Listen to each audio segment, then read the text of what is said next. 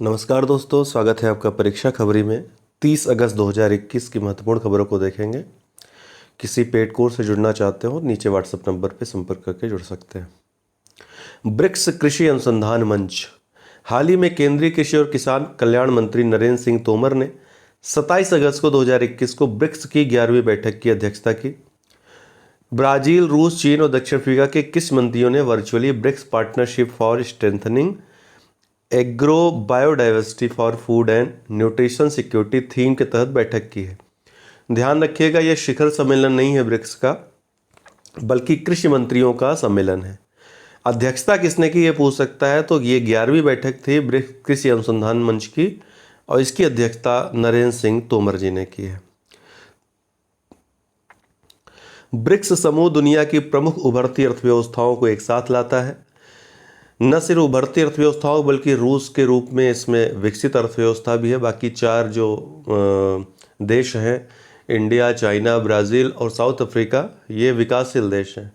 तो विकसित और विकासशील देश के ब्रिज के रूप में भी ब्रिक्स देश ये समूह को जाना जाता है। ब्रिक्स समूह दुनिया की प्रमुख उभरती अर्थव्यवस्थाओं को एक साथ लाता है। यह विश्व की जनसंख्या का 41% है। विश्व के सकल घरेलू उत्पाद में लगभग 24% का योगदान है और विश्व व्यापार में इसकी 16% हिस्सेदारी है। जब ब्रिक्स के बारे में जब आप लिखेंगे कुछ भी मुख्य परीक्षा या फिर निबंध आदि में, तो ये तथ्य काफ़ी आपके काम आएंगे, ध्यान रखिएगा। 2021 से 24 की कार्य योजना क्या है इसमें, तो ब्रिक्स देशों ने भी ब्रिक्स देशों के कृषि सहयोग के लिए 2021-24 की कार्य योजना को अपनाया। यह कार्य योजना ब्रिक्स देशों के बीच कृषि के क्षेत्र में सहयोग बढ़ाने का प्रावधान करती है। यह खाद्य सुरक्षा, खाद्य और कृषि उत्पादन प्रणालियों की लचीलापन, किसानों के कल्याण, कृषि जैव विविधता के संरक्षण, डिजिटल कृषि समाधानों को बढ़ावा देने आदि जैसे विषयों पर केंद्रित। ब्रिक्स की बात करें तो दुनिया की 5 अग्रणी उभरती अर्थव्यवस्थाओं ब्राजील, रूस, भारत, चीन और दक्षिण अफ्रीका के समूह के लिए एक संक्षिप्त शब्द है ब्रिक्स, BRICS, जो विभिन्न देशों का जो पहला अक्षर है उससे बना हुआ है। ब्रिक्स कोई अंतर्राष्ट्रीय अंतर सरकारी संगठन नहीं है, न ही यह किसी संधि के तहत स्थापित हुआ है। इसे 5 देशों का एकीकृत प्लेटफॉर्म कहा जा सकता है। ब्रिक्स देशों के सर्वोच्च नेताओं का तथा अन्य मंत्री स्तरीय सम्मेलन प्रतिवर्ष आयोजित किए जाते हैं। ब्रिक्स शिखर सम्मेलन की अध्यक्षता प्रतिवर्ष इसी क्रम में बी से ब्राजील, फिर रसिया, फिर इंडिया, फिर चाइना, फिर साउथ अफ्रीका में क्रमानुसार सदस्य देशों के सर्वोच्च नेता द्वारा की जाती है। ब्रिक्स की चर्चा वर्ष 2001 में गोल्डमैन सैक्स के अर्थशास्त्री जिम ओ नील द्वारा ब्राज़ील, रूस, भारत और चीन की अर्थव्यवस्थाओं के लिए विकास की संभावनाओं पर एक रिपोर्ट में की गई थी। ये विकास की संभावनाओं की पर एक रिपोर्ट ये कई बार पूछा जा चुका है परीक्षाओं में, ध्यान रखिएगा, मैं भी पूछ ले। तो ये अर्थशास्त्री जिम ओ नील की रिपोर्ट थी।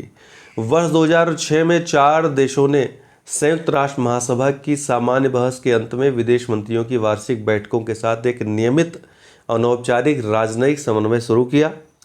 ये 4 देश थे ब्राज़ील, रूस, इंडिया और चाइना। इस तरह से ब्रिक्स शिखर सम्मेलन वर्ष 2009 में पहला ये सम्मेलन था, ये येकतेरिनबर्ग में रूस के, और यहीं से इसकी शुरुआत औपचारिक रूप से मानी जाती है।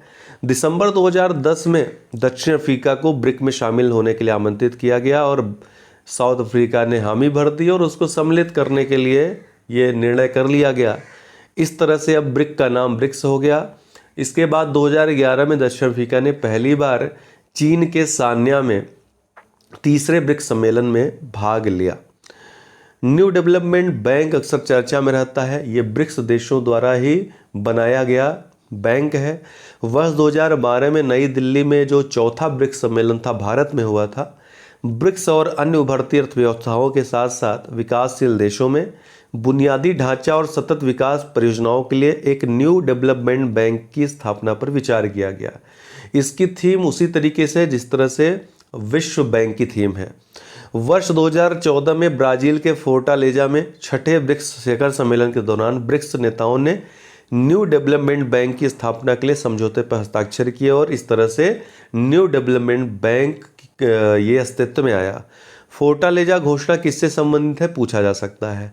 इसमें कहा गया कि एनडीबी ब्रिक्स देशों के बीच सहयोग को मजबूत करेगा और वैश्विक विकास के लिए बहुपक्षीय तथा क्षेत्रीय वित्तीय संस्थानों के प्रयासों को पूरा करके स्थायी और संतुलित विकास में योगदान देगा।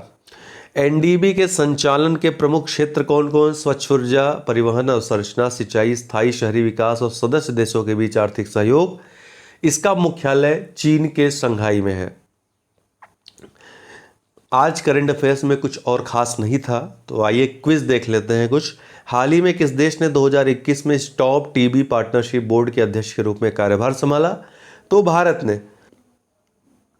भारत के केंद्रीय स्वास्थ्य और परिवार कल्याण मंत्री मनसुख मंडाविया ने स्टॉप टीबी पार्टनरशिप बोर्ड के अध्यक्ष के रूप में कार्यभार संभाला।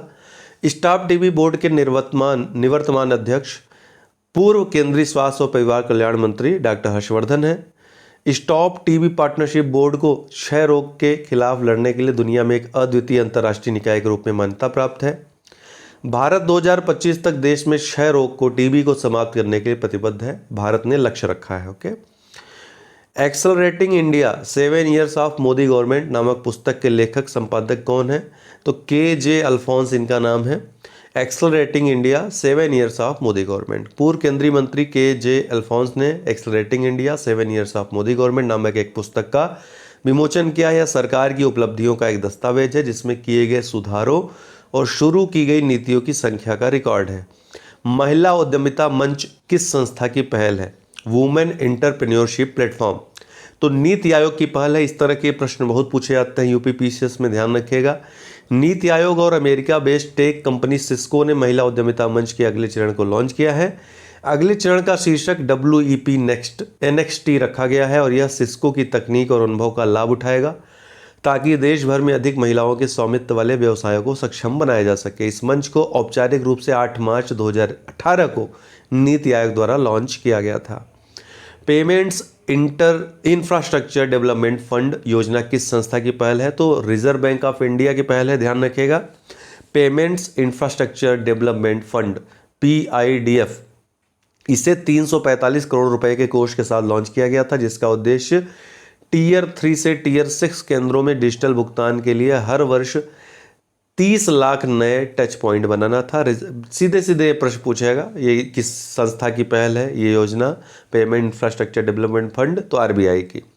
रिजर्व बैंक ने हाल ही में टियर 1 और 2 केंद्रों में PM स्वनिधि कार्यक्रम के तहत कवर किए गए स्ट्रीट वेंडर्स के लिए पॉइंट ऑफ सेल बुनियादी ढांचे की तैनाती को प्रोत्साहित करने के लिए योजना का विस्तार किया है, इसलिए चर्चा में आया है। बहुत बहुत धन्यवाद।